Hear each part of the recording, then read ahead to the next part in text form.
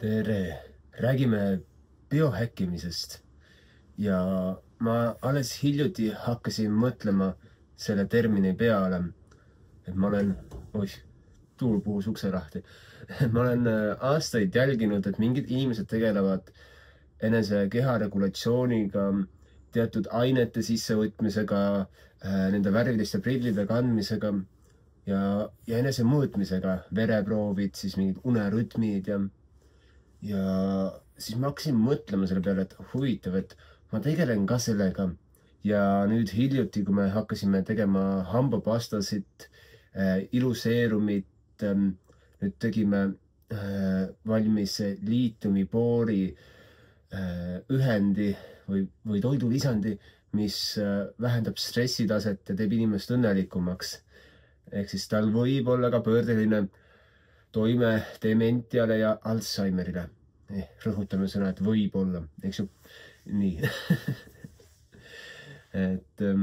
Ja nüüd oleme välja töötamas ühte lisandit, mis põhineb humiinhapete kompleksil, ehk siis vulvohape põhimõtteliselt, mis parandab kõhu mikrobiomi ja aitab toitainetel omistuda kehasse.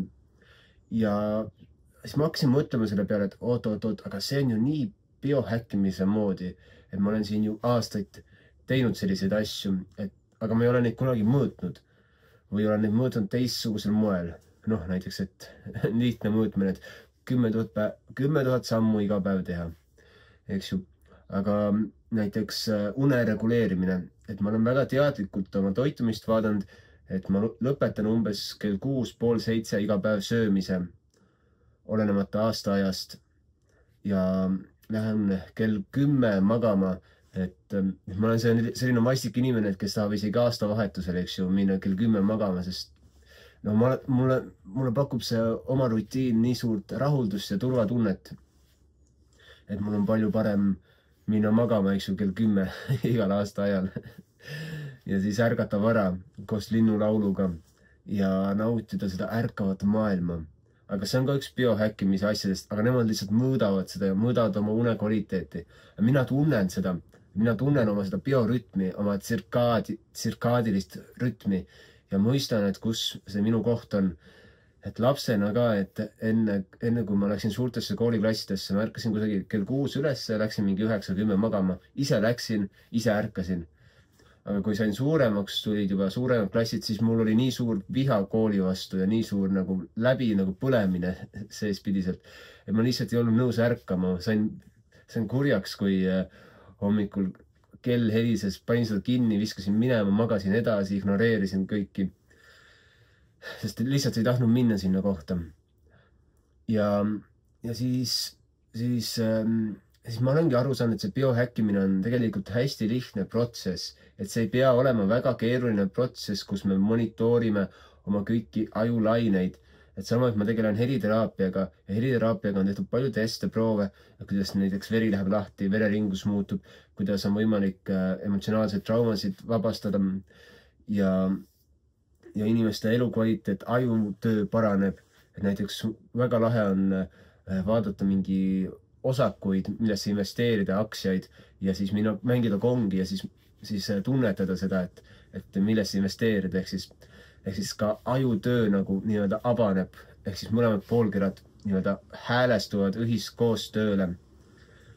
Ja siis ma mõtlengi, et huvitav, et see biohäkkimine ei peagi olema nii monitooritud, vaid see on pigem, et me saaksime aru, et mis meil on need nii-öelda vajalikud omadused ja mida me ise vajame oma kehaga, et õppida tundma oma keha.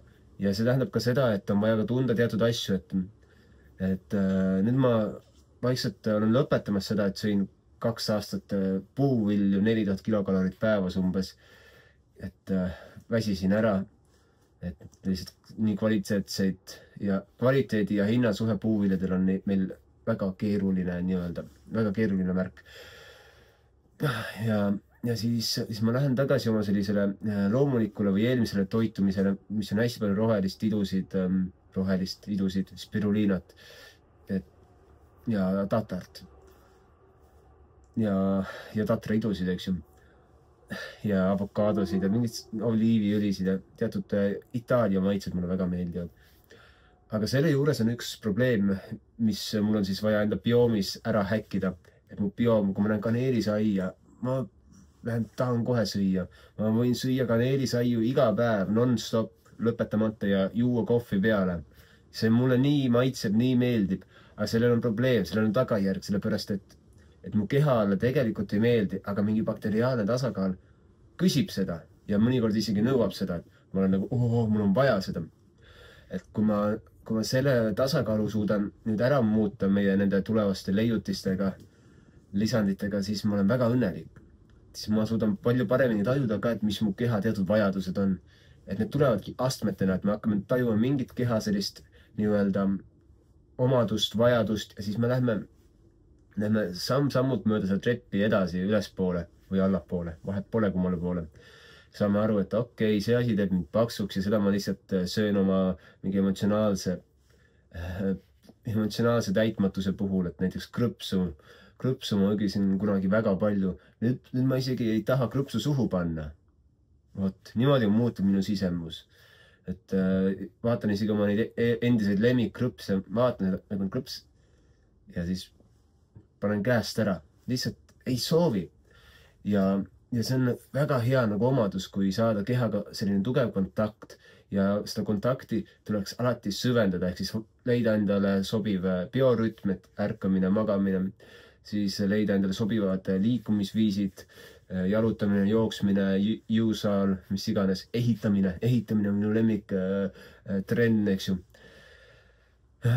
Siis leida ajad, et olla ühenduses loodusega, see reguleerib juba meie närvisüsteemi. Ja siis võtta neid lisaaineid, mis me tunneme, et meil on vaja, et näiteks need asjad, mis me teeme, et me teemegi enda jaoks, et see hambapasta, et mul oli vaja siis liitiumi boorisegu, see on ka selle jaoks, et tekkis endal nagu huvi, et kuidas saaks seda nii-öelda stressitaset madaldada ja täitsa nagu võimas asi, täiesti lahe. Aga paljud asjad tulevad ka juhuslikult, et avastame mingi asja ühendi, päris äge, et uurime seda edasi, et avame seda, et meil on päris palju ühendeid nii-öelda tegemisel. Vaatame veel, et kuidas teha kollageeni, et kollageeni lisandid, mis sünteesib ise kehas kollageeni ja et see on hästi-hästi põnev. Et üks põhjus, et miks neid toidulisandeid võtta ja ma ikkagi vaatan, et tuleb võtta, on see, et hästi palju toitu on meil kasvatatud mitte mahedalt või nii paljude toidukilomeetritega, et nad on suhteliselt sisutõhjad juba. Et muldade tõttu ja nende lisaainete tõttu, kemikaalid, mida pannakse toidu peale. Ja monokultuursus, eks ju. Et siis jätab nad palju tühjemaks, need toitained, toidus olevad toitained ja söögiväärtuse. Et siis on hea leida selliseid nii-öelda supertoite ja mida lisada, aga sellega tuleb olla väga hoolikas, et näiteks kakaod ma pigem endale sisse ei võta, sellepärast et ma tunnen, et kuidas mu neerud ei pea sellele vastu, et kui ma söön palju kakaod, siis hakkad neerud valutama, et olen mitu korda elus märganud ja see on sama kontakt kehaga ja siis on see, et okei, mida ma siis neerudes hoian ja kuidas ma saan oma neere tugevdada, kuidas saan oma makse tugevdada, kuidas saan oma südant tugevdada. Et sellised nii-öelda väikesed sammud, väikesed mõttekäigud, igapäevased väiksed sammud ja need arendavad keha väga hästi ja väga kaugele edasi, ma usun. Vot, et mul on hea meel, et kuulasid ja siis, kui soovid seda hambapastat, liitiumboori või iluseerumit, siis võta ühendust, alt leiad ja seda liitiumit on muuseas leitud kõikide sinise tsoonide põhjavees, et sinised tsoonid on kohad, kus inimesed elavad kõige kauem maailmas, 90-aastaseks, 100-aastaseks ja nende põhjavees on leitud liitiumi, suurt sisaldust liitiumit. Ja sealsed inimesed on kõige õnnelikumad maailmas, elavad kõige kauem ja on kõige tervemad maailmas. Vot, väga lihtne, eks ju. Okei, nägemist.